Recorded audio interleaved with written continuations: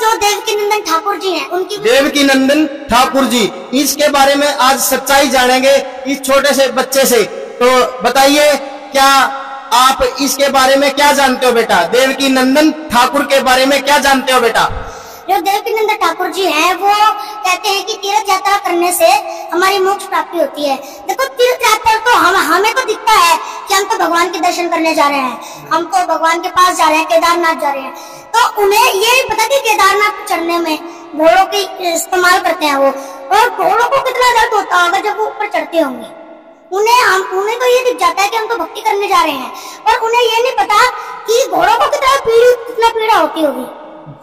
तो वो तो कहते हैं कि हम तो भक्ति करने जा रहे हैं। तो या फिर मोक्ष किससे होगा बेटा?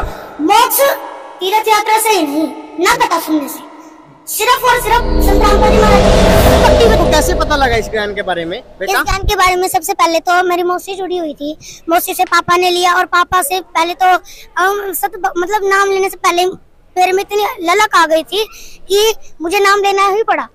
और उसके बाद फिर आज जो ये अमरवाणी का खंड पाठ चलता भी है ना, उसके अंदर मैं भी पार्टिसिपेट लेता हूँ, मतलब मैं भी उसको पढ़ता हूँ, वो संस्कृत हो या कुछ भी हो। मुझे मतलब अखंड पाठ पढ़ने का इतना शौक था कि मैंने 3rd क्लास से ही संस्कृत स्टार्ट कर दी थी, और पढ़नी मतलब संस्कृत की प्रैक्टिस करनी स्टार्ट कर दी थी। और आज मैं 4th क्लास में हूँ, और मैं मतलब हर समागम में पाठ पढ़ता हूँ। तो बेटा, क्या नाम है आपका? हार्दिक। हार्दिक। कहाँ से हो? गुड़गांव से। गुड़गांव से। तो मतलब गुड़गांव से यहाँ पे कितने दिन के लिए आए हो? हम जो कि है सेवा करने आए हैं 3 दिन के लिए। अब सेवा क्या है, जैसे गुरुद्वारे के अंदर आप जाते हैं। अच्छा, आपकी जानकारी हम अपने चैनल के माध्यम से आपके बारे में बताना चाहते हैं कि आप संत रामपाल जी महाराज की शरण में कैसे आए?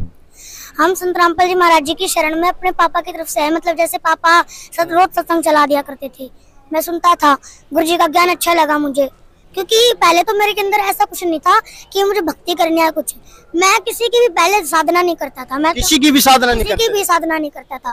जब तक सच्चाई पता नहीं चल जाती, जब तक मैं किसी की भी साधना नहीं कर रहा था कि ये नकली धर्मगुरु सच्चा बोल रहे हैं या हमारे संत रामपाल जी महाराज सच्चा बोल रहे हैं। जब तक मैंने किसी की साधना नहीं करी, ना मैंने गुरु जी की करी और ना मैंने उनके नकली धर्मगुरुओं की करी, जब तक मैंने नाम नहीं लिया और जब तक मैंने सच्चाई नहीं देखी कि किस बात के अंदर कितनी सच्चाई है, तो जब तक हमें किसी भी कोई भी हो, जब तक हमें उसके साथ यानी कि सच को जानना जरूरी है।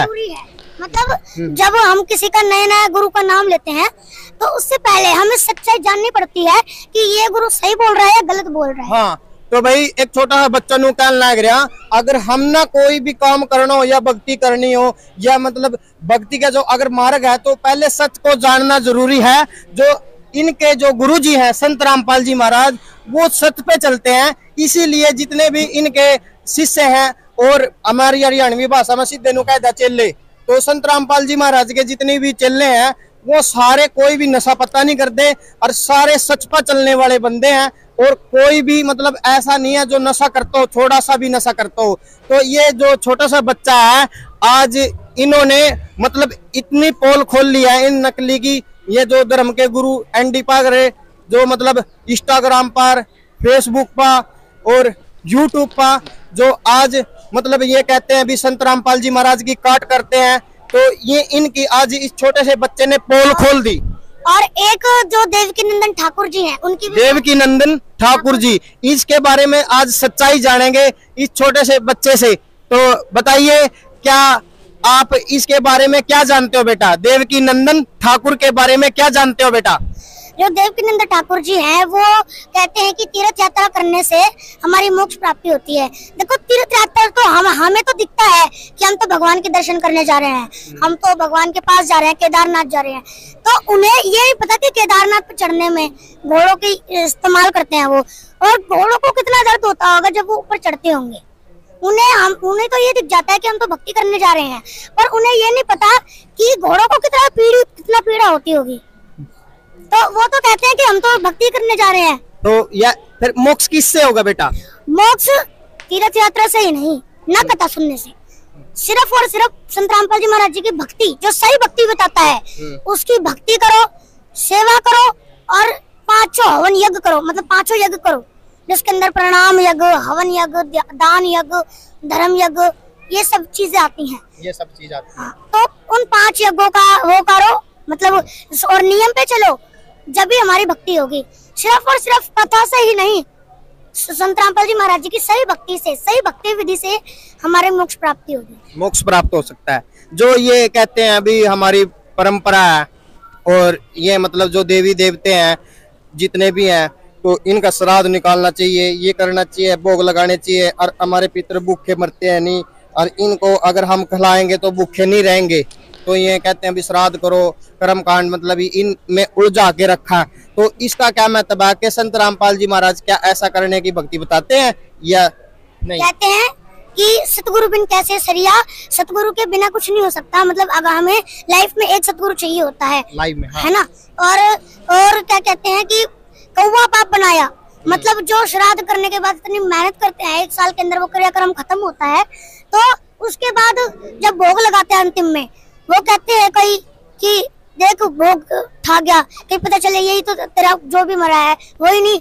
मतलब भक्ति कराने के लिए, मतलब हम वहाँ पे जहाँ से कोई भी नहीं आता वहाँ के लिए ले जा रहे थे, स्वर्ग के लिए ले जा रहे थे, और कौवा बना के छोड़ दिया।